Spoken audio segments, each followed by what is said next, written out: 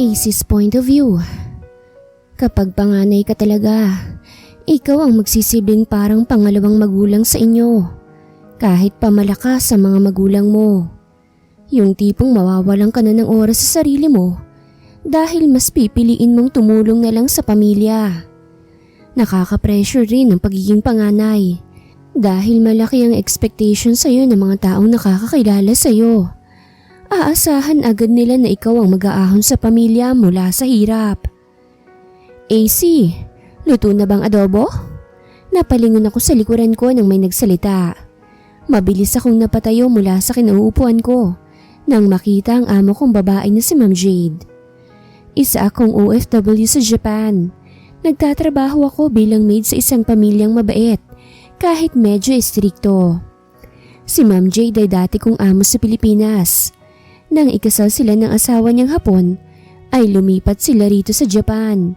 Isinama niya ako dahil mas malaking kikitain ko raw dito.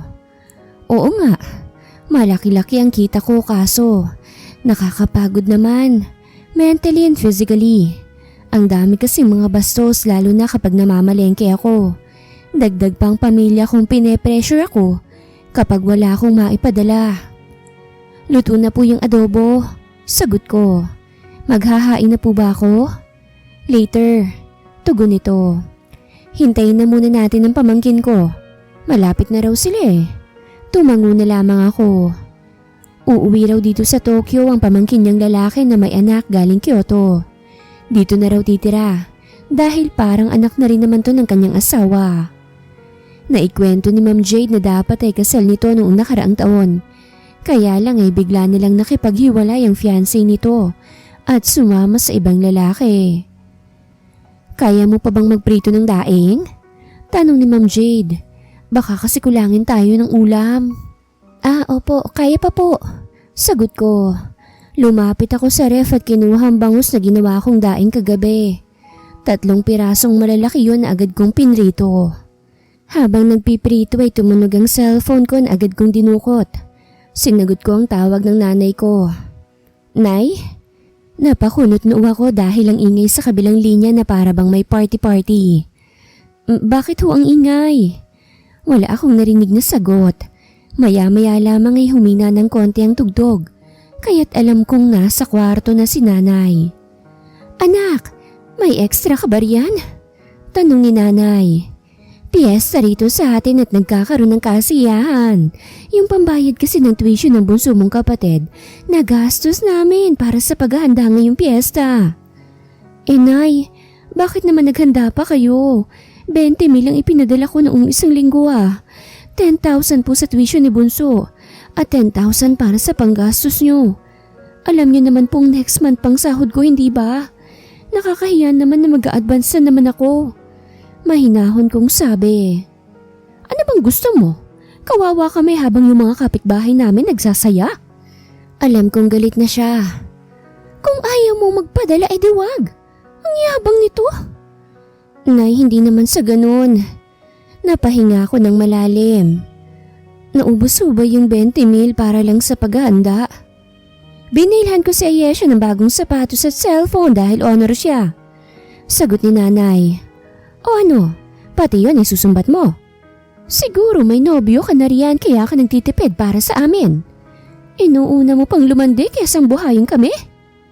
Napakagat na lamang ako ng ibabang labi ko. Pinipigilan ko ang hikbi ko.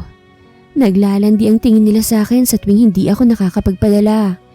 Hindi na nga ako nakakabili ng sarili kong gamit dahil halos ipadala ko na sa kanilang lahat. Sa sahod kong kulang 100,000. 5,000 lang ang nakukuha ko para ilagay sa ipon ko. Sarili kong tinitipid ko, hindi sila. Gagawin ko po ng paraan. Hindi pa ako tapos magsalita pero agad nang pinatay ni nanay ang tawag. Sa tuwing tatawag sila, hindi man lang nila ako kinakamusta. Ang bungad palagi nila sa akin ay problema sa gastusin o hindi kaya naman ay magpadala na ako.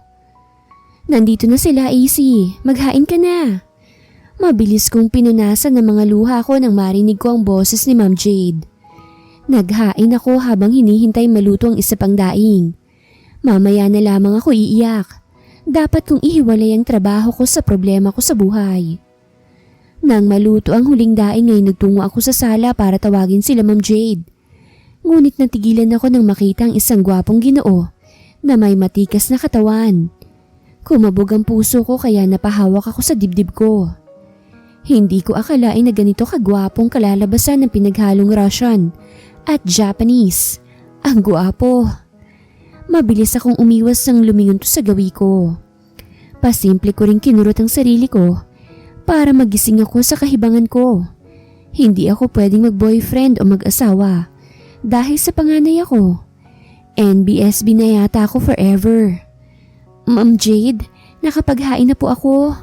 Mahinang sambit ko. Kotaro, Sakura, kakain na tayo. Sabi ni Ma'am Jade sa mag-ama. Nauna akong magtungo sa kusina para ihanda ang juice nila. Hindi pala ako pwedeng magbara-bara sa pagtatagalog dahil nakakaintindi si Kotaro. Nang maihanda ako ang juice ay agad akong lumapit sa kanila para salinan ng baso nila. Pagdating sa baso ni Kotaro ay hindi ko maiwasang manginig sa hindi malamang dahilan. Calm down. Nagulat ako nang magsalita to dahilan para tumapon ng juice sa kanya. Nanlaki ang mga mata ko at mabilis na ibinaba ang hawak kong pitsyel. Pinagpagan ko ang damit ni Sir Kotaro. Sorry po. Naiiyak kong sabi. It's okay. Tugon nito. Napalayo lamang ako sa kanya nang may tumulak sa akin. Tinulak ako ng anak ni Kotaro. Bumagsak ako sa sahig pero hindi naman masakit. Sakura! Tila kulog naman na dumagundong ang boses ni Kotaro sa kusina. Stop touching my daddy, you flirt! Singhal sa akin ng batang babae. Sakura! Saway ni Kotaro sa anak. Where did you learn that words? You're just 5. Mabilis akong tumayo. Pasensya na po ulit. Nakakahiya. Mas lalo yata akong iiyak mamaya dahil sa kahihiyan ko ngayon. Wala man lang kasing pinipiling oras tong katangahan ko eh. AC, pumunta ka na muna sa kwarto mo. Sabi ni Ma'am Jade. Don't worry, wala kang kasalanan. Tumango na lang ako bago tumayo at patakbong nagtungo sa kwarto ko. Nang makarating sa kwarto ko ay naupo ako sa kama. Napahinga ako ng malalim habang pinipigilan ng pag-iyak ko. Mas lalo yata akong napagod mentally dahil sa nangyari kanina. Hindi ko kasi maiwasang kabahan habang katabi si Kotaro. Yung puso ko kasi, ang lakas ng kabog na para bang luluwa ito. Hindi ko alam kung gaano akong katagal sa kwarto ko. Napatayo ako nang may kumatok. Binuksan kong pinto at natigilan ako nang makitang si Kotaro ang nasa harapan ko. Hindi pa rin to nagpapalit ng damit. Sorry for what happened. Sincere na sabi nito. Pinatatawag ka ni tita sa kusina. Ang sexy niyang magtagalog dahil with accent pa. Pasensya na rin po. Kinakabahan kong saad. It's okay. Ngumiti ito. Punta ka na lang kay tita. Isang matamis na ngiting iniwan sa akin ito bago siya tuluyang umalis. Gumaan yata bigla ang pakiramdam ko dahil sa matamis na ngiting kanyang binitawan. Nagtungo ako sa kusina at nadat nandun si Ma'am Jade na nagliligpit. Ako lang kasi mag-isa ngayon dahil ang kasama ko sa trabaho ay umuwi sa Pilipinas dahil namatay ang lola nito. Ako na po dyan, ma'am. Agad kong nilapitan si Ma'am Jade. Kumain ka na lang, sige na. Sabi ni Ma'am Jade. Hindi naman mabigat na trabaho ito kaya kayang-kaya ko na ito. Napanguso ako bago naupo. May nakahain na ring pagkain sa lamesa kaya kumain na lang ako. May problema ka ba? Tanong ni Ma'am Jade kaya't napalingon ako sa kanya. Nakatalikod to sa akin habang naguhugas siya ng plato. Ang lungkot-lungkot mo kanina, iha. First time mo lang din makatapon ng juice. Ayos lang po ako. Sagot ko. Kinakabahan lang po ako kanina dahil kay Sir Kotaro. Lumingon sa akin si Ma'am Jade. O bakit? Type mo ba ang pamangkin ko? Ngumisi ito sa akin. Ngising na nga asar. Ala, hindi po. Mabilis akong umiling. Bawal po akong magkaroon ng crush, boyfriend o asawa. Magagalit po sila nanay. Ano ka, bata? Napairap si Ma'am Jade. Huwag sanang sasamang loob mo sa sasabihin ko ha. Pero parang sumosobra ng pamilya mo. Abay hindi porket panganay ka, sila na lang palaging iintindihin mo. Kailangan mo rin ng oras para sa sarili mo. Kailangan mo ring sumaya. Hindi naman po pwedeng habang buhay ka nilang gagawing bangko. Hindi ka nga nila kinakamusta man lamang eh. Malakas pa naman ang mga magulang mo. Kaya pa naman nilang magtrabaho. Yung isa mong kapatid, graduate na hindi ba? Abay dapat magtrabaho na siya. May asawa na po eh. Mahinang sagot ko. May asawa na? Oh, bakit yung nakatapos na yon hindi pine-pressure na magtrabaho at hinahayaang magka-love life? Bakit ikaw bawal? Namewang si Ma'am Jade. Ipaglaban mong karapatan mo no? Hindi po pwedeng habang buhay ka nilang bilanggo. Paliligawan kita sa pamangkin ko. Ma'am Jade, nanlaki ang mga mata ko dahil sa kanyang sinabi, pero natawa lamang ito. Pagkatapos mong kumain magpahinga ka na, sige na. Sabi lang ni Ma'am Jade, mamayang hapon sa labas tayo kakain, kaya't huwag ka na magluto. Tumango lang ako. Tinapos kong pagkain ko. Hinugasan kong pinagkainan ko bago ako dumiretso sa kwarto ko. Mabilis na lumipas ang oras at naghahanda na ako sa paglabas namin. Nagbihis lang ako ng pangkomportableng damit. Hindi ako mapormang babae kaya sapat na sa akin na maayos lang akong tignan. Make sure na nakalak ang kusina ha? Sabi ni Ma'am Jade. Okay na po ma'am, na-double check ko na po kanina. Tugon ko. Okay, let's go. Lumabas kami ng bahay at dumiretso sa van nila. Van na lang daw ang sakyan namin para isang sakayan na lang. Dun ka sa likod. Hindi ka naman parte ng pamilya namin. Sabi ni Sakura nang akmang mauupo na ako. Pasensya na. Mahinang sabi ko bago maupo sa pinakalikod. Nagsalita si Ma'am Jade ng Japanese na para bang pinagagalitan ng bata. Napayuko lang si Sakura at yumakap sa kanyang ama na wala namang kibo. Masyado kong hate ng anak ni Sir Kotaro. Tahimik lang ako sa biyahe hanggang sa makarating kami sa isang restaurant. Bumaba kami at pumasok sa loob. Nagpa-reserve na ng table sila Ma'am Jade, kaya't hindi na kami naghintay pa.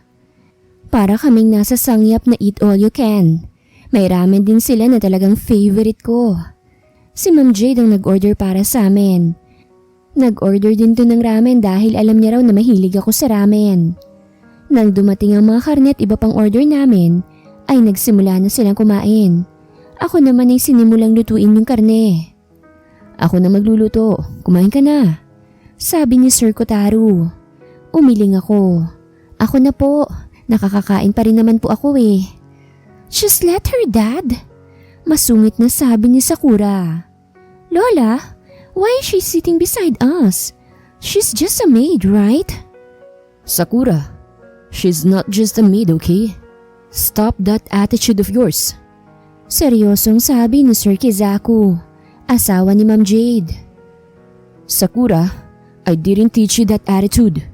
Sabi naman ni Sir Kotaro sa anak. Do you want me to punish you? Huwag niyo na pong pagalitan yung bata. Sabat ko sa usapan nila. Baka po magtanim yan ng sama ng loob eh. Tumingin sa akin ng mga yak-ngiyak na si Sakura bago irapan. Natawa na lamang ako at nagpatuloy sa pagluluto ng karne habang kinakain ang ramen ko. Maya-maya lamang ay inagaw sa akin ni Sir Kotaro ang food dong. Wala na akong nagawa kung hindi mag-focus na lamang sa pagkain ko. Ramdam na ramdam ko ang masamang tingin sa akin ni Sakura, kaya nilingon ko siya. Nginitian ko ang batang babaeng nasa tabi ng kanyang ama, pero masama pa rin ang tingin sa akin ito. Bakit kaya masama ang loob sa akin ito? Pagkatapos namin kumain, ay nagpahinga kami saglit sa restaurant bago kami umalis. Naggala kami sa isang store. Nakasunod lamang ako kay Ma'am Jade na maraming binibili. Gusto ko rin sanang bumili kaya lang, magpapadala pa ako sa pamilya ko. Hindi ako mag-advance payment. Magbabawas na lang ako sa ipon ko para sa pambayad ng graduation ng bunso namin. Plano ko sana sa ipon ko na ipangnegosyo sa Pilipinas para hindi na ako bumalik sa Japan kapag nakauwi ako. Hindi pa alam nila nanay ang tungkol sa plano ko pero mukhang okay naman sa kanila. Gusto ko rin kasing sama-sama kami. Wala ka bang bibilhin? Napalingon ako sa gilid ko nang may nagsalita. Muling kumabog ang puso ko nang makita si Kotaro. Hindi naman po ako mahilig bumili ng kung ano-ano. Sagot ko lang. Natawa ito bago huminto, kaya napahinto rin ako. Humarap sa akin to na may kung anong kinabit sa buhok ko. Tila nawala naman ako sa sarili ko at nakatitig lamang sa maganda niyang ngiti. Para sa'yo yan, sabi nito. Sakura Clip, na kasing ganda mo. Mas lalong kumabog ang puso ko dahil sa kanyang sinabi. Mukhang mas lalo pa yatang lalalim itong simpleng paghanga ko sa kanya. Kotaro's point of view. Napalingon ako sa pinto ng kwarto namin ni Sakura nang bumukas to. Iniluwal nito si Tita Jade na may dalang juice at cupcake. She's smiling at me. I know, she'll tease me again. Sakura Clip, na kasing ganda mo. She laughed. Mukhang mabubuksan ni AC ang puso mo ah. Tita, stop teasing me. Natatawang sabi ko. Magagalit sa inyo si Sakura kapag narinig ka. Mukhang kailangan muna yatang mapaamo ni AC ang anak mo bago kayo magkatuluyan. Ipinatong ni tita ang juice at cupcake sa table ko. Sige na, aalis na ako. Galingan mo sa work mo. Isipin mong future niyo ni AC para ganahan ka. Bumungis-ngis si tita bago tuluyang lumabas ng kwarto ko.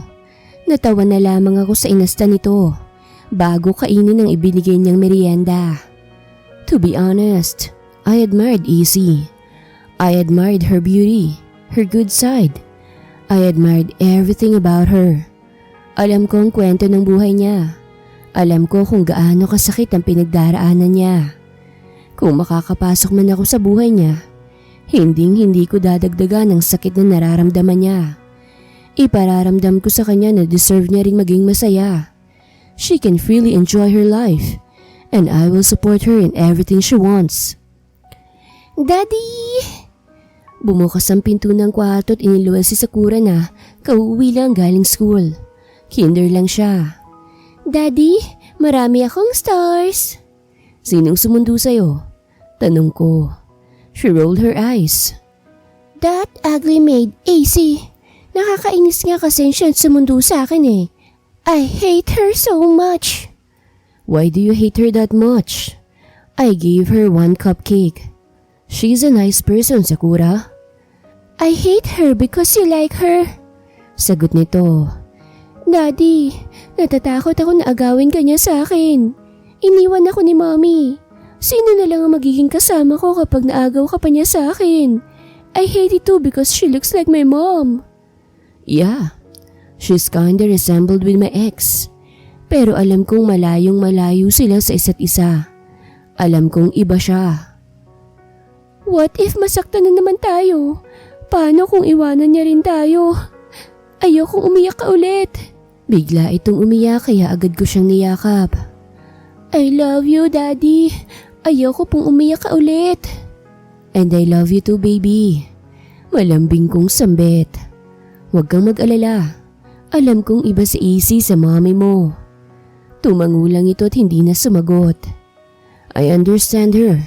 She's just afraid. Alam kong sobrang nasaktan ng anak ko dahil sa nangyari sa amin ng kanyang ina. Alam kong masakit para sa kanya na broken family siya. Hindi ko rin maiwasang sisihin ang sarili ko dahil nabigo akong protektahan ng maayos na sana naming pamilya. Nang kumalma ang anak ko, ibinaba ko siya sa kama. Natawa ako nang makitang tulog na tulog ito habang hawak ang cupcake. Napailing ako bago ayusin ang higa niya. Kinuha ko rin ang cupcake sa kamay nito. Ako na lamang ang kumain noon para hindi masayang. Lumabas ako ng kwarto at bumaba. Dumiretso ako sa kusina at nakita ko dun si AC na naglilinis. Napangiti ako nang makitang suot nito ang clip na ibinigay ko. Ay, kabayo! Gulat na sambit nito nang makita ako.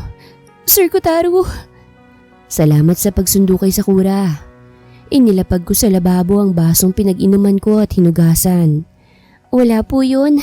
Namalengke na rin naman po ako kaya naisipan kong daanan na siya. Sagot nito. It's okay kung hindi ka maging formal sa akin. Napakamot ako sa aking ulo. Pakiramdam ko kasi ang tanda ko na. At saka hindi ako sanay kapag ikaw ang tumatawag sa akin ng sir. Sige, Kotaro. Napangiti ako dahil ang ganda sa pandinig ng boses niya. Ngayon ko lang na-appreciate ang pangalan ko kapag siyang nagbabanggit. Nagmerienda ka na ba? Oo, tugon nito. Ako yung nag-bake ng cupcake.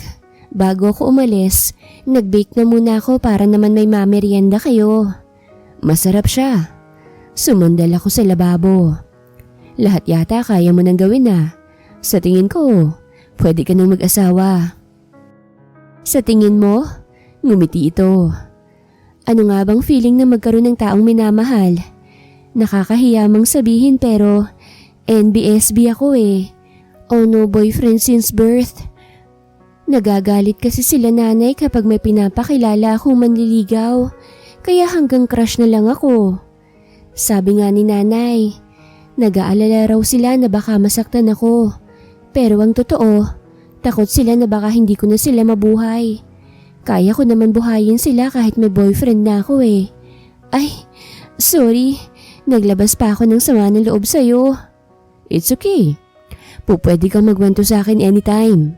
Nakangiting sabi ko.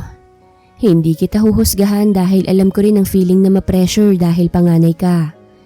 Ayaw rin nila na mag-asawa ko pero wala na silang nagawa ng mabuntis kong mami ni Sakura. Yun nga lang, pinalayas ako. Kinupkup ako ni Tito Kizaku at doon kami pinatira sa bahay niya sa Kyoto. Kinuha niya ako bilang programmer sa kumpanya niya. Yun nga lang, hindi rin pala kami para sa isa't isa ng ina ni Sakura. She left us. Mas pinili niya ang lalaki niya kaysa sa amin ni Sakura. Ang hirap nung time na yun eh, pero kailangan kong lumaban para sa anak ko. Nagpakatatag ako at finally, naging maayos na rin ang lahat. Naka-move on ako at naging mas maayos.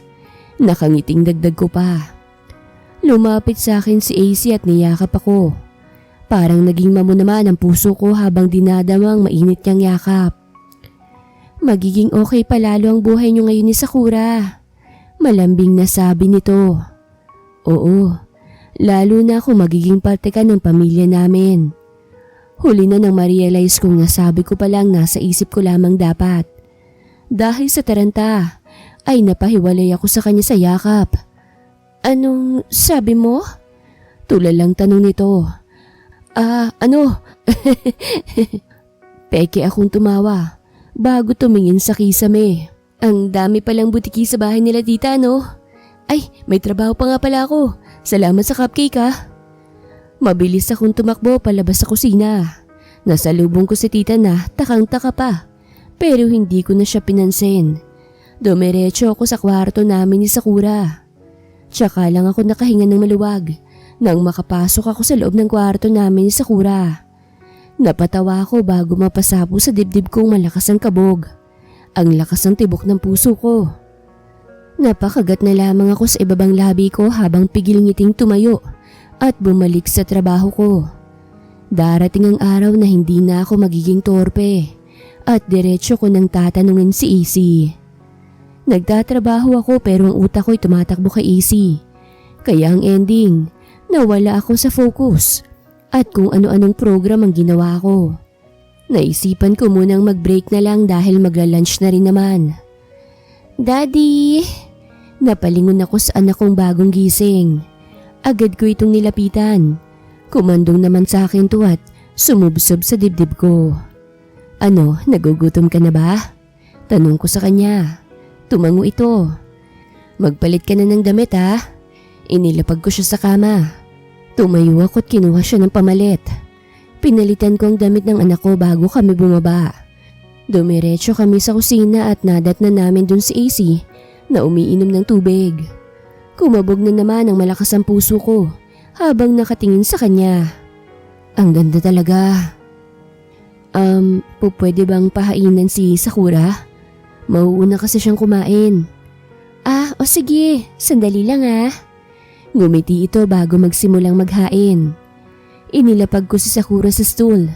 Ako nang kumuha ng tubig ni Sakura para hindi na si AC ang kukuha. Nagkatinginan kami ni AC. Ngumiti kami sa isa't isa bago mag-iwas ng tingin. Bakit nagkakailangan po kayo? Tanong ni Sakura nang maupo ako sa tabi niya at mailapag ko ang tubig sa lamesa. Hindi Mabilis kong sagot. Nang makita kong papalapit na sa amin si AC, ay napayuko ako at kunwaring busy sa paggalikot sa lamesa. Nakakainis. Ngayon lang ako nahiya ng ganito Hindi naman ako ganito dati sa ex ko. Parang mas malakas yata ang tama ko kay AC ngayon. Dad, you're blushing. Bulong ng anak ko kaya napalingon ako sa kanya. Tumaas ang isang kilay nito bago mag-angat ang tingin kay AC. You're blushing too. Did you two kiss each other? Mabilis kong tinakpan ang bibig ng anak ko dahil sa sobrang gulat dahil sa sinabi nito. Stop, Sakura! Saway ko sa kanya bago lingunin si AC na namumula ang mukha. Sorry for that, AC. Tumikhim ito. Hindi kami nag-kiss. Wala namang nangyaring ganon, Sakura. Nagkibit balikat lamang si Sakura bago balingan ng kanyang pagkain. What a lovely family! Napalingon kami kila tita na kapapasok lang ng kusina. Napatayo rin ako nang makitang kasama nilang anak nilang sila Ken at Jam. Kambal ang mga ito at kaparehas ng edad ko. Ken, Jam! Nilapitan ko sila at parehong niyakap. It's been a long time. Yeah, Ken tapped my shoulder. We're both busy in Osaka. Humiwalay ako sa yakap. Busy ka lang kamong bantayan si Jam dahil alam mong ligawin siya. Masyado ka pa ring protective, brother. Of course, alam mo naman na marami ring loko-loko dito sa Japan. I can't let them hurt my precious sister. Nakangiting sabi ni Ken. Jam rolled her eyes. Anong tingin mo sa akin, bata? Kuya, I'm already 27 years old, okay? They're both fluent in Tagalog because Tita Jade taught them. Ang nagturo naman sa aking magtagalog ay ang yaya kong Pinay. Pati si Tita Jade ay tinuturuan ako. Tagalog kung kausapin niya ako at bahala na raw akong intindihin siya. Ken, let your sister be happy. Sabi ni Tita Jade. Mag-focus ka na lang sa Pinay na nililigawan mo. Unahan mo itong si Kotaro sa panliligaw. Masyado kasing torpeng pinsan mo. Oh, so you're in love again? Inakbayan ako ni Ken. Sino naman ang babaeng nakabihag sa'yo? Sigurado ka na bang hindi ka ulit maiiwan na luhaan? At sigurado ka bang tanggap niya ang anak mong maldita? That's foul po, Tito. Sabat ni Sakura. Dumako ang tingin ko kay AC na nakatingin din sa akin. Yeah, I'm 100% sure about her. Iba siya. Nararamdaman ko yon. Kung sakaling magkaroon kami ng problema, aayusin ko agad. Dahil alam kong hindi ko kayang kapag nawala siya sa buhay ko. Alam kong mamahalin niya si Sakura at ituturing na parang sariling anak. Naramdaman ko na magiging mabuting ina si AC. Nakakainis lang kasi sobrang torpe ko pagdating sa kanya. Oh, bakit kay AC ka nakatingin? Sabat ni Tita Jade. Parang si AC ang binibigyan mo ng pahiwatig Nag-iinit ang pisngi ko dahil sa sinabi niya. Baka magalit si Sakura, tita. Mahinang bulong ko sa kanya. Anong magalit? Tingnan mo nga pangiti-ngiti. Sabi ni tita kaya't napatingin ako kay Sakura. Siguradong gusto rin ng anak mo si AC. Nahihiya lang yan kaya ganyan. Ang pagiging torpe mo na lang ang ayusin mo. Sabi ni Jam. Walang torpe sa pamilyang to, okay? Natawa na lamang ako at napatangu-tango na lang. I have to fix this torpe side of mine. AC's point of view. Sa buong buhay ko, hindi naman ako kinilig ng ganito kapag may crush ako. Parang akong baliw ngayon kasi ultimong panaginip ko. Nakakakilig. Paggising ko'y nakangiti agad ako. Si Kotaro kasi. Sabihin ba naman ako na maging parte ng pamilya nila ni Sakura? At isa pang ikinasisi ako ay hindi na maldita sa akin si Sakura. Medyo close na nga kaming dalawa eh. Nakangiti ka na namang mag-isa. Mabilis akong napaayos nang pumasok sa kusina si Ate Maya.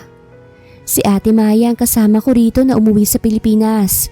Kababalik na lang noong nakaraang linggo at agad niyang nasagap ang chismis na pinupormahan ako ni Kotaro. Iniisip mo na naman si Sir Kotaro ano? Nakangising sabi nito.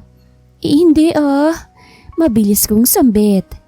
Nagjo-joke lang yung utak ko. Sa akin ka pa talaga nagtago ng totoo.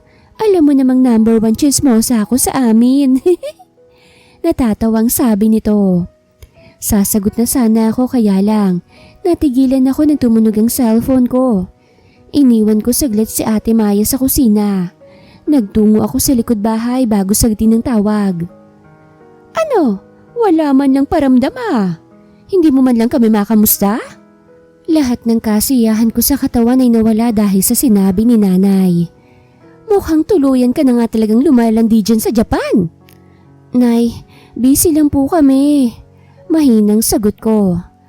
Ako nga ho ang hindi niyo makamusta eh.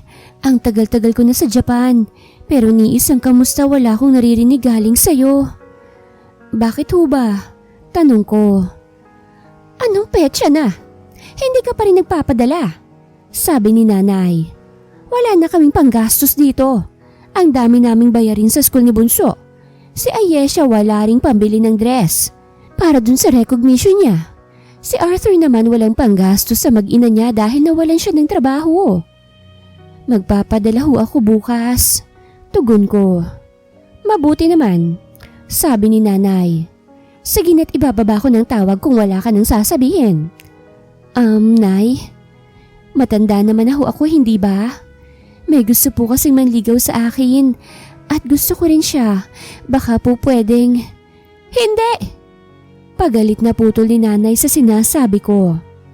Hindi ka pwedeng pumasok sa relasyon, AC. Alalahanin mong may pamilya kang binubuhay. Ano? Uunahin mo yung paglalandi kesa buhayin kami? Gayahin mo yung pinsan mo. Tignan mo! Ang ganda-ganda na ng buhay ng tita mo dahil yung anak niyang panganay. Focus lang sa kanila. Hindi ko naman ho kayo pababayaan.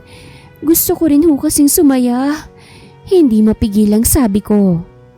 Gusto ko rin hong maranasang magmahal, Nanay. Kailangan ko rin ho ng inspirasyon. Manahimik ka nga sa kaartehan mo, AC. Pinatay ni Nanay ang tawag kaya napakagat na lamang ako sa ibabang labi ko para pigilan ang pagluha ko. Sana pala hindi na lang ako pinanganak na panganay. Ang sakit maging panganay kasi kahit pagod ka na, hindi required na magpahinga ka. Gusto ko lang namang magmahal. Gusto ko lang maranasan kung papaanong mahalin ang buo. Gusto kong maramdaman kung anong pakiramdam ng mahalin. Hindi ko na malayang tumutulo na pala ang luha ko. Para akong batang napaupo na lamang doon habang pigil-pigil ang higbing umiiyak. Bakit ka umiiyak? Napaangat ako ng tingin sa nagsalita. Mabilis kong pinunasan ang luha ko nang makita si Sakura. May hawak tong pink na bola at medyo madungis ang itsura niya. Ang lamig-lamig, bakit hindi ka nagja-jacket? Pinunasan ko ang luha ko. Baka ubuhin ka niyan, ikukuha kita ng jacket ha? Umiling ito bago hawakan ng kamay ko. Huwag kang umiyak. Kapag nakita kang umiiyak ni Daddy, iiyak din po siya. At saka nalulungkot din po ako kapag nakikita kang umiiyak. Umiwas ito ng tingin. Muli na naman akong napaiyak dahil sa sinabi nito. Hindi ko maiwasang hilahin siya at yakapin. Umiyak ako sa bisig nito at hindi naman to nagreklamo. Tama na. Maya-maya ay sabi ni Sakura. Ang dirty po ng sipon mo.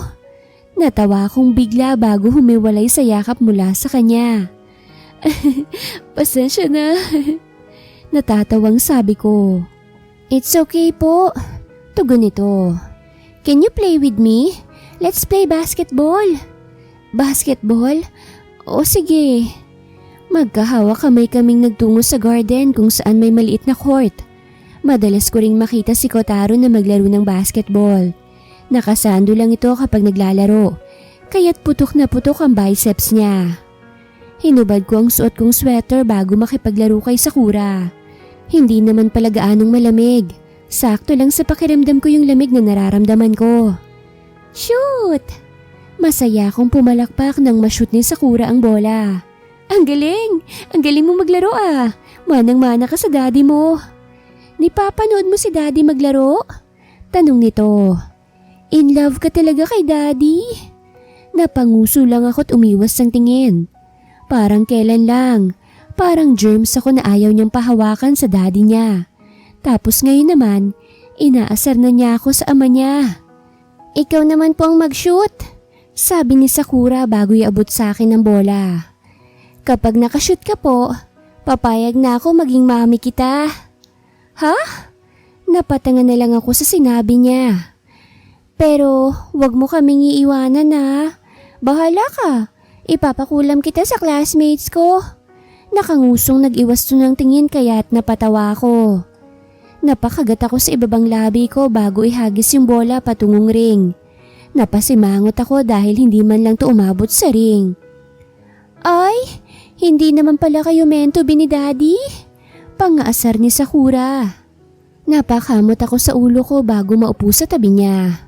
Nakakapagod palang maglaro ng basketball. Nandito lang pala kayo.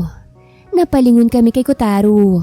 Nakangiti nitong dinampot ang bola bago naglakad palapit sa aming dalawa ni Sakura. Daddy, mag-shoot ka po, sabi ni Sakura sa ama. Kapag na-shoot mo, papayag na akong maging mami si Ate AC. Nakangiting tumingin si Kotaro. Bahagya naman akong napanguso dahil nahihiya na kinikilig ako.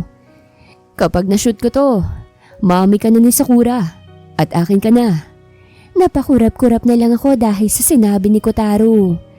Isang gwapong ngisi ang binitawan sa akin nito bago niya inihagis ang bola papunta sa ring. Sumut ang bola sa ring nang walang kahirap-hirap at walang mintis. Mami na kita! Masayang yumakap sa akin si Sakura. At kay daddy ka na. Paano ba yan? Napaangat ako ng tingin kay Kotaro. Sa akin ka na. Tanging tango lamang na isagot ko. Napangiti bago takpan ng mga mata ni Sakura. Napangiti na lamang ako nang pagtagpuin niya ang labi naming dalawa.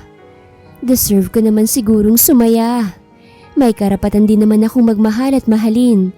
Kaya't hahayaan kong sumaya ang puso ko kasamang dalawang taong importante rin sa buhay ko. Nang humiwalay sa halik si Kotaro, ay pinahid nitong luha ko. Hindi ko na malayang umiiyak na pala ako. Mahal ko kayo ni Sakura. Malambing na sabi ni Kotaro. Pareho nating harapin ang pamilya mo at patutunayan ko sa kanila na mahal kita. Papaano kung ayaw nila? Mahinang tanong ko. Ipaglalaban pa rin kita. Nakangiting tugon nito. Palagi kitang ipaglalaban, kahit sino pa man ang humadlang sa ating dalawa. Napatango na lang ako bago sila yakapin ni Sakura. Napatigil ang moment namin na makarinig kami ng mga palakpak. Nang lumingon kami sa pintuan ng bahay, ay nandoon lahat ng mga tao sa bahay, pati na rin si Ate Maya. Nakangiti ang mga ito't masayang masaya. Mukhang natapos ng pagiging torpe niyo sa bawat isa. Sabi ni Ma'am Jade. Dahil dyan, kakain tayo sa labas ng lunch. Yay! Nakangiting sabi ni Sakura. Mami, paliguan mo na po ako. Hindi ko maiwasang kiligin nang tawagin ako ni Sakura ng mommy. Kagat-labing tumango ako bago tumayo at hawakan ng kamay niya. Alika na baby, paliliguan na kita. Nakangiting sabi ko. And how about me? Tinuro ni Kotaro ang sarili niya. Baby mo rin ako, hindi ba? Kaya dapat mo rin akong paliguan. Nag-init ang pisngi ko dahil sa sinabi niya. Kaya alam kong namumula ang buong mukha ko. Bad! Saway ko sa kanya. Just kidding. Natatawang sabi nito. Sige na, maligo na kayong dalawa. Pumasok kami ni Sakura sa loob ng bahay. Kinuhanan ko muna siya ng damit sa kwarto nila ni Kotaro bago ko siya dalhin sa kwarto ko dahil doon ko nilang to paliliguan sa banyo ko. Nauna kong paliguan si Sakura. Binihisan ko na rin muna siya bago ako ang next na naligo. Sinabi kong maghintay lang siya sa kama at nakinig naman to. Pagkatapos kong maligo ay nagbihis muna ako sa CR bago ako tuluyang lumabas. Sinuot ko ang regalo sa akin ni Ma'am Jade na puting bestida noong nakaraang araw. "Ang ganda mo po," ngiting sabi ni Sakura. "Salamat," nakangiting sagot ko. Nagsuklay lang ako at hinayaang nakalugay ang buhok ko. Nilagyan ko lang ng clip ang buhok ko. Clip na ibinigay sa akin ni Kotaro. Dalawa yung Sakura clip na ibinigay sa akin ni Kotaro. Kaya yung isa, kinabit ko sa buhok ni Sakura na nakalugay din. Pagkatapos naming mag-ayos ni Sakura, ay lumabas kami ng kwarto at nagtungo na sa sala. Nandoon na ang lahat at mukhang kami na lang ni Sakura ang hinihintay. "Mas mukha na kayong magnanay ah," sabi ni Kotaro. "Sa sobrang pagmamaldita sa'yo ni Sakura, naging magkamukha na kayo." "Umalis na tayo at baka sumpungin pa si Sakura sa pang-aasar mo," sabi ni Ma'am Jade. "Hindi po ako susumpungin kasi maganda si Mami po," sabi ni Sakura. "Susumpungin po ako kapag sinabing si Daddy ang kamukha ko." Abot, natawa lang kami sa reaksyon ni Kotaro. Sumakay na kami sa van na si Sir Kizaku ang driver. Kung noon ay ayaw akong katabi ni Sakura, ngayon ay sa akin na siya nakatabi. Napagigitnaan namin siya ni Kotaro. Maya-maya lamang ay huminto ang sasakyan sa kinainan namin noong nakaraan. May reserved table na ulit, kaya naupo na kami agad. Si Ma'am Jade ulit ang nag-order. Siyempre hindi nawala ang ramen na super love at favorite ko. Dati, ramen ang stress reliever ko. Ngayon ay isang lalaki na may biceps at isang batang babaeng sobrang ganda. "Sinong mas mahal mo sa amin ng ramen?" tanong ni Kotaro. "Sinasabi ko na nga be, pangalawa lang ako sa buhay mo at mas mahal mo ang ramen." Napangiwi na lamang ang mga kasama namin sa table. Ako naman ay napatawa na lamang. "Mas love ko si Sakura," sabi ko. "Sorry Kotaro pero pangalawa ka lang dahil syempre number 1 si Sakura." "Ayos lang. Ang mahalaga, mas mahal mo ko kaysa sa ramen mo." Tugon nito. Mahina lang akong napatawa bago siya subuan ng karne. Nagpa-cute naman si Kotaro bago kurutin ang pisngi ko. "Sa susunod Ma'am Jade, ihiwalay niyo nga po sila ng table," sabi ni Ate Maya. Grabe naman palang mainlove ang dalawang yan, lalo na si Sir Kotaro. "Pagbigyan mo na Maya, hayaan mo, ilalakad kita sa isa ko pang pamangkin," sabi ni Ma'am Jade. Natawa lang si Ate Maya at nakisakay na lang sa biro ni Ma'am Jade. Pagkatapos kumain ay naggala ulit kami sa shop na pinuntahan namin nung nakaraan. Naupo kami nila Kotaro at Sakura sa isang bench habang kumakain ng ice cream. Ito na yata ang pinakamasayang nangyari sa buhay ko. Nakangiting sabi ko. "Salamat sa inyong dalawa ha. Salamat sa pagbuo sa akin." "Thank you rin po kasi tinanggap mo akong anak kahit masungit ako sa'yo," nakangusong sabi ni Sakura. "Promise po na I'll always be a good girl." "Syempre naman, super love kita," tugon ko bago kurutin ang pisngi nito.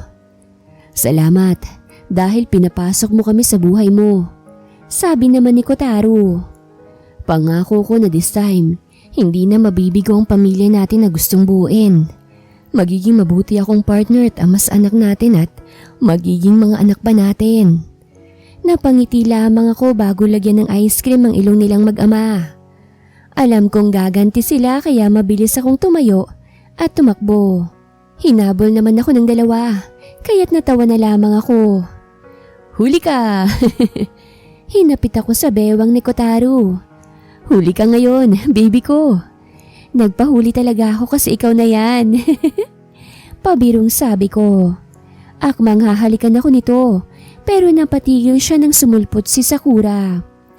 "Para-paraan ka na naman po, Daddy ah," sabi ni Sakura. Natawa si Kotaro bago buhatin ng batang babae. Pareho namin tong hinalikan ni Kotaro sa pisngi. Hindi ko maiwasang kabahan habang nakatingin sa bintana ng eroplanong sinasakyan ko. Uuwi ako ngayong Pilipinas kasama si Kotaro at Sakura. Inaya ako ni Kotaro na umuwi sa amin dahil gusto niya raw hingin ng pormal ang kamay ko mula sa aking pamilya. Sinabi ko sa kanya na paniguradong hindi maganda ang kalalabasan pero nag-insist pa rin siya. Handa raw siyang ipagtanggol ako at handa raw niyang harapin ang desisyon ng mga magulang ko. Nandito lang ako. Hinawakan ni Kotaro ang kamay ko. Hinding-hindi kita iiwanan.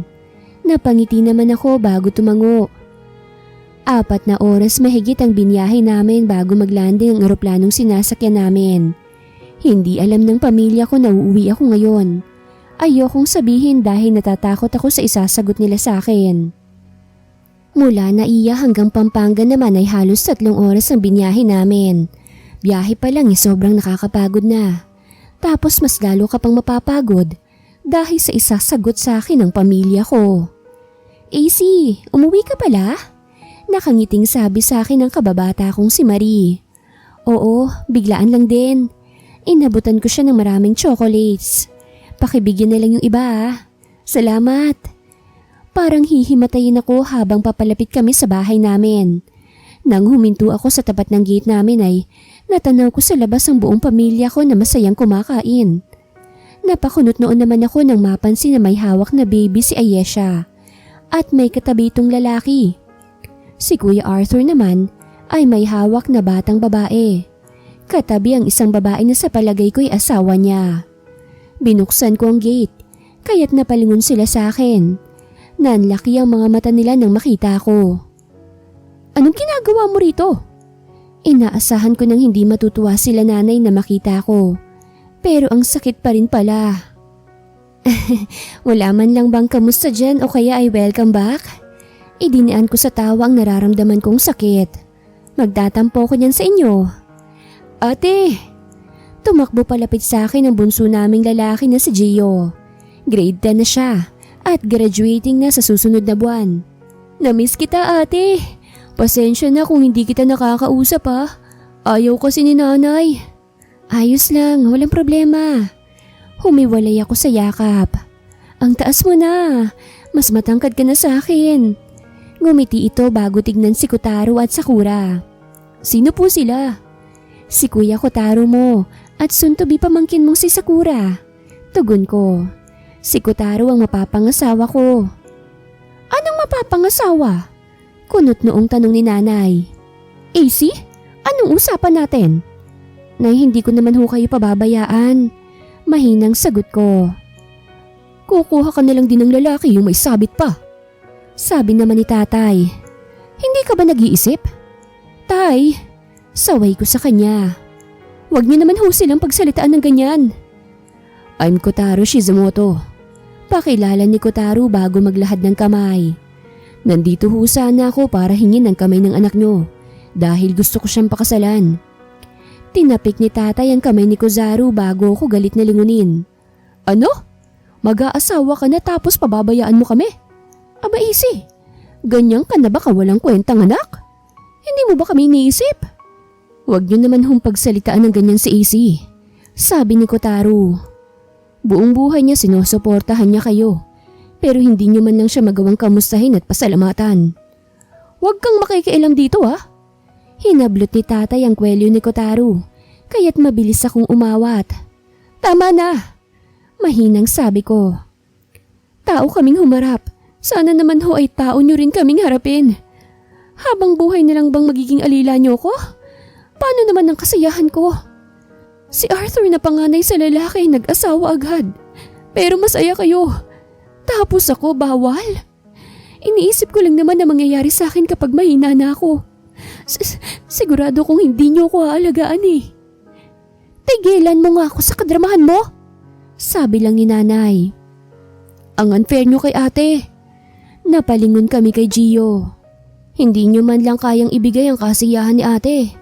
Si ate Ayesha, nag-asawa na siya matagal na, pero hindi kayo nagalit at tuwang-tuwa pa kayo. Sinasabi nyo kay ate na nag-aaral si ate Ayesha, pero ang totoo, nag-asawa na siya. 18 nag-asawa yan. Tapos si ate na magbe-26 na galit kayo. Ang lalakas nyo pa nga eh. Pero puro kayo asa kay ate. Humarap sa akin si Gio. Ate, yung tuition ko, ako nang nagbabayad dahil yung pang tuition ko, tinalo ni tatay sa sugal. Sinangla nila yung motor na bigay mo sa akin. Gusto kong magsumbong kaso bubugbugin ako ni tatay eh. Lumuluhang nilingon kong pamilya kung nakayuko lamang at walang sinasabi. Tanggap ko na wala kayong pakialam sa akin. Pero yung magsinungaling kayo, hindi ko matatanggap yun. Puro kayo ang iniintindi ko habang nasa Japan ako at kumakayod. Pero ito lang palang igaganti nyo sa akin. Hindi ako pumupulot lang ng pera sa Japan. Kumakayod ako. Hindi ko na napigilan ang emosyon ko. Magpapakasal kami ni Kotaro, pero wag kayong mag-alala. Dahil padadalhan ko pa rin kayo. Si Gio, bibigyan ko ng pera para maghanap ng apartment niya. Dahil baka kung ano pang gawin niyo sa kanya. Ipapaayos ko rin ang papel niya pagkatapos pasusunurin ko siya sa Japan at doon na siya mag-aaral. Nay, Tay, mahal ko kayo pero sobra na. Salamat na lang po sa lahat ha. Pinag-impake ko si Gio bago kami tuluyang umalis doon. Nagalit pa si nanay sa akin pero hindi ko na lang pinansin. Bad sila. Umiiyak na niyakap ako ni Sakura. Hindi ko sila bate kasi inaaway ka nila. Napangiti lang ako bago punasan ng luha niya. Umiiyak si Sakura dahil umiiyak daw ako. Nang makarating sa hotel na tutuluyan namin ay bumaba kami ng taxi. Sinabi ni Kotaro ang tungkol sa reservation namin. Inabot naman sa amin ang keycard kaya sumakay na kami sa elevator. 1 linggo kami rito sa Pinas. Dito muna sa akin si Gio habang hinahanapan ko siya ng maayos na apartment na malapit lang sa kanyang school. Magpapahinga lang kami sabi ko kay Gio. Sa kabilang kwarto ka, kapag may kailangan ka kumatok ka lang. Tumango lang si Gio. Pumasok kami ni Kotaro sa kwarto namin. Nakatulog si Sakura sa biyahe, kaya agad itong inihiga ni Kotaro sa kama. Inayos nitong higa ng batang babae bago ko lapitan at yakapin. I love you. Malambing na sabi nito. Hindi mo naman sila kawalan, AC. Ikaw ang kawalan nila. Hayaan mong ma-realize nila mga mali nila. Tumango lang ako bago siya yakapin. Salamat. Salamat dahil hindi mo ako iniwan at ipinagtanggol mo pa ako. Magpahinga ka muna. Malambing na sabi nito. Bukas, pupuntahan natin ang paborito mong pasyalan. Nakangiting tumango lamang ako bago matulog sa bisig ni Kotaro. Hindi ko alam kung gaano akong katagal nakatulog. Nang magising ako'y madilim na sa labas. Mahapdi rin ang mga mata ko at feeling ko ay naging singkit na ako. Nakangusong bumangon ako at lumabas ng kwarto. Dumiretso ako sa maliit na kusina dahil doon ako nakakarinig ng tawanan. Nadatnan ko doon ang kapatid ko na kandong si Sakura at si Kotaro na naghahain. Ang saya niyo yata. Pansin ko sa kanila. Pinakita sa amin ni Tito yung picture mo po. Sabi ni Sakura. Mami, ang itim mo po nung bata ka. Gio! Sinamaan ko ng tingin ng kapatid ko na tumawa lang. Pinasend ko sa akin para wallpaper ko ang picture niyo ni Sakura. Sabi ni Kotaro. Maupo ka na para makakain na tayo. Inaaway niyo ako. Inirapan ko sila bago maupo. Isusumbong ko kayo kay Ma'am Jade. Tumawa lang ang tatlo at hindi na nagpatinag. Nang makaupo si Kotaro, ay nagsimula na kaming kumain. Nagluto ka? Tanong ko kay Kotaro. Nahihiyang tumango naman ito. Ang sarap! Pasado na ba akong maging husband? Pagpapakyut na tanong nito. Nagpakyut naman ako at tumango. Pagkatapos namin kumain, ang mag-ama ko nagpresentang magligpit at maghugas. Kami naman ni Gio ay nagtungo sa veranda para makapag-usap. Sorry kung hindi ko sinabing nangyayari sabi ni Gio. Alam mo naman po kung gaano akong katakot kay tatay. Ang sakit kaya niyang manuntok. Matagal ka na ba niyang sinasaktan? Tanong ko. Opo, pero hindi naman palagi. Sagot nito. Mas paborito niya si Kuya Arthur at Ate Ayesha. Parang hindi tayo anak na dalawa Dapat noon pa lang nagsabi ka na para nakuha kita sa kanila. Napahinga ako ng malalim bago yumakap sa bewang niya. Hayaan mo, wala nang makakapanakit pa sa'yo. Pagkatapos mong graduate, ayusin mo na agad ang passport mo at ang mga papeles mo. Magpapatulong ako kay Kuya Kotaro mo na gawin kang permanente sa Japan. Magpatulong ka kay Marie tungkol sa lahat ng aayusin mo at ako nang bahala sa lahat. Salamat ate. Yumakap ito sa akin pabalik. Pangako po hindi ako magpapabigat sa'yo. Huwag mong isipin na pabigat ka. Hinaplos kong may kahabaan niyang buhok. Hayaan mong bumawi sa'yo si ate, okay? Mag-enjoy ka lang doon. At syempre, pagbutihin mo yung pag-aaral mo. Tumangulang ito. Ang laki-laki na ng bunso ko. Parang dati, ngumangawa ka lang at umiihi sa higaan. Natatawang pang-aasar ko sa kanya. Ate naman, maktul nito. Ang lakas mong mang-asar ha. Isisend ko nga kay Kuya Kotaro yung picture mo na sumabit ka sa bayabas. O sige, kukutungan talaga kitang bata ka. Banta ko sa kanya pero tumawa lang ito. Maya-maya lamang ay dumating na ang mag-ama. Agad na dumamba sa akin si Sakura kaya kinarga ko siya. Naupo kami sa upuan sa may veranda at tumingin sa mga sasakyang na traffic. Balik na po tayo sa Japan para wala nang mga away sa'yo, sabi ni Sakura. Ngumiti ako bago haplusin ang kanyang buhok. Opo, babalik din tayo sa Japan kung saan masaya tayo. Doon na lang tayo para hindi na rin kayo mga away. Paano si Tita Jeyo? Nakangusong tanong nito. Kasya naman po siguro siya sa maleta ni Daddy? Natawa kaming tatlo dahil sa sinabi ni Sakura. Sakura, hindi natin pwedeng gawin yun eh. Makukulong kaming tatlo kapag ginawa namin yun. Sabi ni Jeyo sa batang babae. Hayaan mo, susunod kagad ako ron. Maglalaro tayo kahit 24/7 pa. Ngayon lang nagkakilala yung dalawa pero close na agad sila. Hindi na ako magugulat dahil mabait talaga si Gio, lalo na sa mga bata. Madalas nga lang din siyang mambuwiset lalo na kapag trip niya yung bata. Ngayon ay malambing pa yan kay Sakura, pero kapag naging close pa lalo sila, siguradong aasarin niya na nang aasarin si Sakura. Bumaba sa akin si Sakura at lumapit sa Tito Gio niya. Inaya niya itong bumili ng ice cream sa baba. Alam kong malungkot ka pa rin. Ayos lang na ilabas mo ang ganyang emosyon mo, sabi ni Kotaro. Nandito lang ako palagi sa tabi mo. Hindi kita iiwan at palaging sasamahan.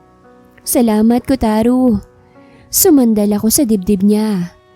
Pangako ko sa'yo na palagi lang din akong nasa tabi niyong dalawa ni Sakura. Mahal na mahal kitang pogi ka. Salamat dahil kinrushback mo ko noon. So ikaw pala ang unang na in love? Itinaas baba nito ang kanyang dalawang kilay at mayabang nangumisi sa akin. Ang gwapo-gwapo ko naman talaga. Hindi naman ako na in love sa gwapong mukha. Mahilig kasi ako sa lalaking may biceps. Biro ko bago kurutin ang biceps niya. Oh, ang laki oh. Paano kung may kasama pala akong malaki rin ng biceps? Siyang magugustuhan mo? Nagtatampong tanong nito. Lumayo ito sa akin ng bahagya at tinalikuran ako. Natawa na lamang ako dahil ang cute niyang magtampo. Parang batang hindi isinama ng nanay na mamalengke. Siyempre naman ikaw pa rin ang pipiliin ko. Niyakap ko siya. Huwag nang magtampo. Parang bulating binudburan naman na nangisa ito sa kilig. Kaya't sobrang lakas ng tawa ko. Grabe, nawala yata lahat ng kalungkutan ko dahil sa reaksyon niya. Laking pasasalamat ko talaga dahil may isang Kotaro Shizimoto na dumating sa buhay ko. At ipinaramdam sa akin na sobrang importante ko ring nilalang sa mundo. Mahal na mahal kita. Hinalikan ko ito sa labi. Mas mahal kita. Hinaplos nito ang pisngi ko. Hindi na ako makapaghintay na pakasalan ka at bigyan ng bunsong kapatid si Sakura. Ano pang hinihintay mo? Tara, gawin na natin. Tumakbo akong papasok sa loob at humabol naman to sa akin. Siguradong sigurado na ako kay Kotaro at wala nang atrasan to. Kotaro's point of view. Siguro, kaya may umaalis sa buhay natin dahil may ibang darating na mag-i-stay at hindi aalis sa tabi ko. Kahit na anong hirap ang danasin yung dalawa. May darating na masasabi mong siya na talaga at hindi ka tatalikuran kahit na ano pang mangyari. Hindi ko alam kung pangit itong pakinggan para sa inyo. Pero para sa akin, hindi ko pinagsisisihan na iniwan ako ng ina ni Sakura. Dahil may isang babaeng dumating sa buhay ko na pinatunayan sa akin na magsasama kami sa hirap man o ginhawa. Malakas na kumabog ang dibdib ko nang bumukas ang pinto ng simbahan at iniluwal ang babaeng nakasuot ng magandang bridal gown. Hindi ko maiwasang maiyak habang nakatingin sa maganda niyang aura. Ang swerte-swerte ko naman dahil ang babaeng nakakuha lang ng atensyon ko ay magiging asawa ko na ngayong araw. Pinadalhan ko ng imbitasyon ng magulang ni AC. Pinadalhan ko rin sila ng tiket at pera. Pero hindi talaga sila pumunta. Alam kong nalungkot ang babaeng mahal ko kaya nagmakaawa ako sa mga magulang nito. Pero matigas pa rin sila. Nag-decide sila tito at tita na sila ang tatayong magulang ni AC. Kaya sobrang saya nito. Ang ganda ng ate ko ano? Binunggo ako sa balikat ng best man naming si Gio.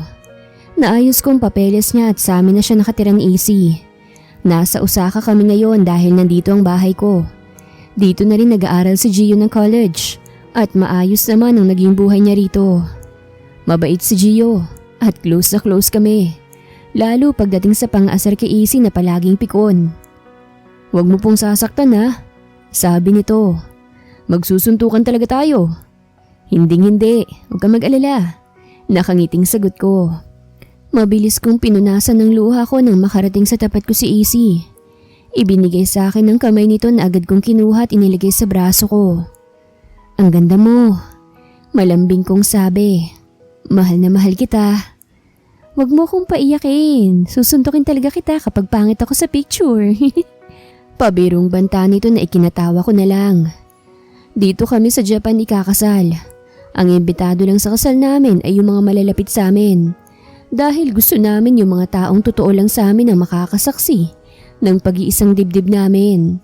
Hindi namin kailangan ng peking tao para sa aming dalawa.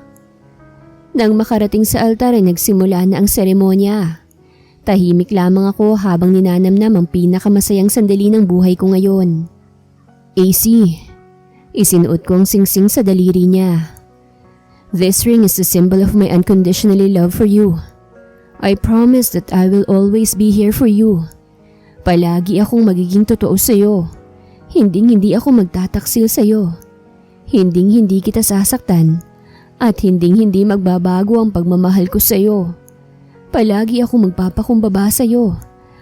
At palagi ko kayong lalaanan ng oras ng anak natin. Mahal na mahal kita, AC." Isinuot nito ang singsing sa daliri. "Pangako ko sa iyo na magiging mabuting asawa at ina ko sa anak natin at sa magiging anak pa. Palagi kitang iintindihin. Kasama mo ako sa hirap at ginhawa. Mahal na mahal kita, Kotaro. Salamat sa lahat." May sinabi pa ang pari at tahimik lang kaming nakinig. Sa Pilipinong pari kami nagpakasal para mas masaya. "You may now kiss your bride," sabi ng pari sa akin. Hinarap ko naman ang asawa ko. Itinaas ko ang kanyang belo bago siya hapitin sa bewang at pag-isahin ang labi naming dalawa. Kanya-kanyang sigawan ng mga tao at bati ang mga taong nakasaksi ng kasal namin. Napangiti kami ni AC sa isa't isa bago kami nagyakapan. "Mami! Daddy!" Tumakbo sa amin palapit ang flower girl naming si Sakura. Binuhat ko naman to at hinalikan sa pisngi. "Daddy, dapat po hindi ka nag-cry. Sabi kasi sa FB, yung mga umiiyak sa kasal nagloloko," sabi ni Sakura. "No more social media for you until you reach 18, okay?" Sabi ko sa kanya. Hindi talaga maganda para sa bata ngayon ang social media. Kung ano-ano na lang ang nakikita. Tumango lang ito bago humalik sa pisngi ng kanyang ina. Natawa naman si AC at hinalikan nito sa pisngi pabalik. Nanguha muna kami ng litrato sa simbahan kasama ang mga bisita bago kami nagtungo sa reception. Ang reception ay sa bahay namin. Konti lang ang bisita naming dalawa, kaya doon na lang ginanap sa bahay namin. Inimbita rin ni AC ang mga kaibigan niya sa Pilipinas. Kaso hindi nakapunta ang mga ito dahil nag-cancel ng flight dahil may bagyo daw sa Pilipinas. Babawi na lamang daw ang mga ito sa susunod. "Nakakagutom ikasal," sabi ni AC na maganang kumakain. Nagutom din tuloy si baby natin. Oo nga pala, buntis si AC sa pangalawa naming anak. 4 na buwan na ang tiyan niya. Maliit lang siyang magbuntis kaya hindi gaanong kalakihan. Kaya rin ang bilis niyang mapikon dahil sa hormones niya. Talagang inaalagaan ko siyang mabuti ngayon dahil maselan raw ang pagbubuntis ni AC ayon sa doktor. Kain lang ng kain, sabi ko, at nilagyan pa ng pagkain ng plato niya. Ano pang gusto mo? Kukuha kita. Gusto ko ng lechon, sagot nito. Ikuha mo ko ng lechon please. Nakangiting tumayo naman ako at kumuha ng lechon. Kung ganito ba naman palagi ka-cute si AC kapag buntis, baka taon-taon may anak kaming dalawa. Nang maikuha ko siya ng lechon ay bumalik na ako sa table naming dalawa. Inilapag ko ang platong may lechon agad niyang kinain. Wala yatang pakialam si AC ngayon sa kasal namin. Gusto niya lang yatang pagkain namin sa reception. Pagkatapos kumain ay nagpaalam tong magpapalit. Inalok ko siyang samahan pero umiling to at kay Sakura na lamang nagpasama. I-entertain ko na lamang daw ang mga bisita naming dalawa. Tara, inom tayo, sabi ng kaibigan kong si Roy. Paalam muna ako kay Mrs., sagot ko. Nagkantsawa naman sila na ikinatawa ko na lamang.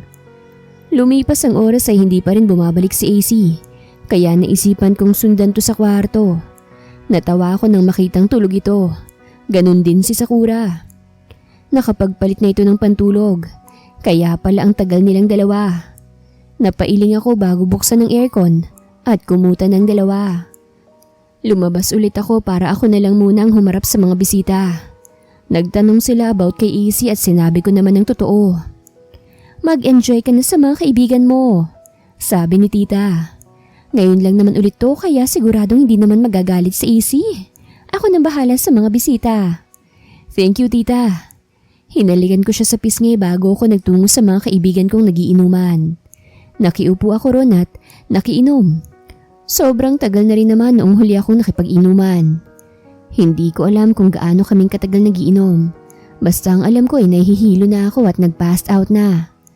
Nang magising ako'y umaga na at masakit ang ulo ko. Nakangusong na upo ako sa kama. Ang dami mong nainom kagabi. Napatingin ako sa asawa ko. May dala itong tray na may pagkain. Inilapag na yun sa bedside table bago lumapit sa akin. Good morning mahal. Hinalikan ko siya sa labi. Tiisin mo na lang muna ang baho ng hiniya ko Natawa ito. Nag-enjoy ka ba kagabi? Nagsasasayaw ka pa nga eh. Napanguso ako kasi wala akong maalala. Ang alam ko lang, nahilo ako. Yun lang. Wifey, hindi natuloy ang honeymoon natin kasi tinulugan mo ko eh. Nakangusong sabi ko. Baka pwede naman nating ituloy. Kumbaga, ikaw na lang ang breakfast ko. Nasa labas lang sila Tita Jade, baka marinig tayo. Sabi nito. At saka baka pumasok bigla si Sakura. Alam mo naman yun. Na-advance na rin naman yung honeymoon natin hindi ba? Mas lalo akong napanguso. Sa CR na lang, malaki naman ang CR natin eh. Maiintindihan naman siguro nila tita kung marinig nila. Sira! Natatawang hinampas ako nito sa braso. Kumain ka na lang dyan para naman may energy ka kung sakaling magbagong isip nating dalawa. Napangisin naman ako bago maganang kumain. Ang dami sigurong natirang handa. Yun din kasi ang inaalmusal ko ngayon. Pagkatapos namin kumain ay uminom agad ako ng tubig bago tumayo. Wifey, may energy na ako. Naglalambing kong sabi. Promise, quiet lang tayong dalawa. Oopsie. Napalingon kami sa pintuan at nakita namin sila Gio at Sakura. Wrong timing ba?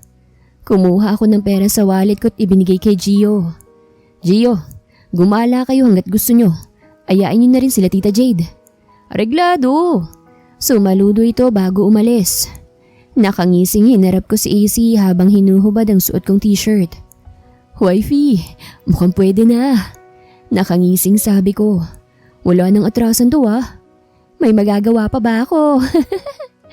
Natatawang tanong nito. Nilapitan ko siya at akmang halikan pero natigilan kami. Nang kumalabog na naman ang pinto. Parang gusto ko nang sumigaw nang makita si Sakura.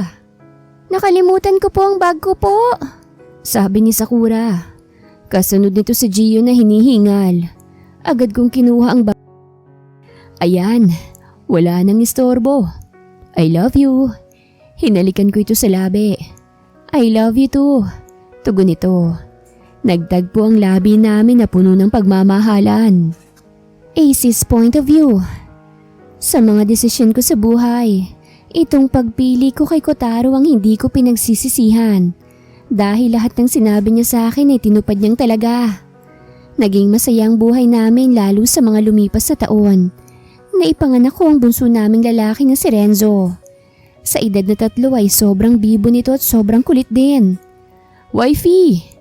Napalingon ako sa asawa ko na kapapasok lang ng bahay. Nilinis ito ang swimming pool namin na tinapunan ni Renzo ng mga mantika. Yung isang galong mantika ay tinapon lahat nito sa swimming pool. Kaya magdamag siyang nakatayo at nakaharap sa pader. Nakatulog na nga ito kakaiyak kaya inihatid ko na sa kwarto.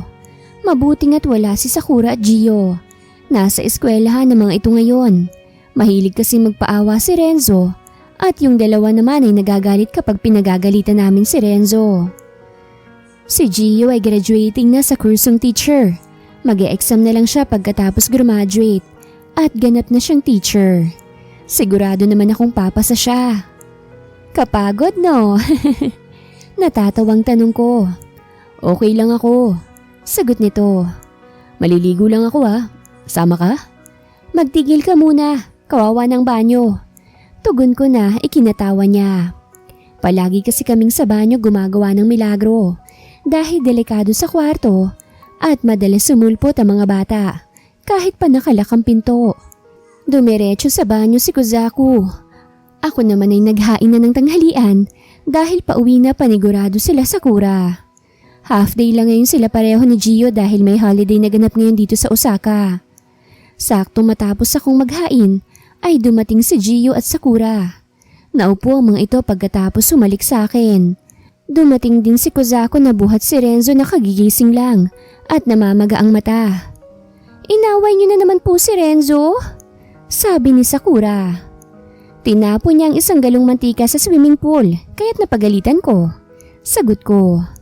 Huwag niyong ispoil kaya namimihasa Tama. Sang-ayon ni Kozaku. Sus, siya nga itong pasimuno sa pag-i-spoil kay Renzo. Pagkatapos namin kumain ay agad kinuha ni Sakura at Gio si Renzo para igala. Baliwala talaga sa kanila kahit pagsabihan sila. Ay nako. Wifey, walang mga bata. Niyakap ako ni Kozaku mula sa likuran. I love you, wifey ko. Mahal din kita, Kozaku. Tugon ko. Thank you sa walang sawang pagmamahal at pagsuporta sa pamilya ko sa Pilipinas. Sabi ko naman, di ba? Magkasama tayo sa hirap at ginhawa. Hinalikan ako nito sa pisngi. Parehas kaming work from home. Isa kong online tutor at malaki naman ang kinikita ko. Hindi ako nagsisi na ikaw ang pinili kong lalaki sa buhay ko. Ikaw ang first love ko at last love ko. Hinarap ko siya. I love you, Mr. Pogi na may putok na biceps. I love you. Maganda kong asawa na mahilig sa biceps. Totoo nga na ang pag-ibig ay kusang darating sa'yo. Kaya kung feel mo ay siya na, grab the opportunity na. Huwag madaliin ang lahat at palaging dumaan sa proseso. Wakas.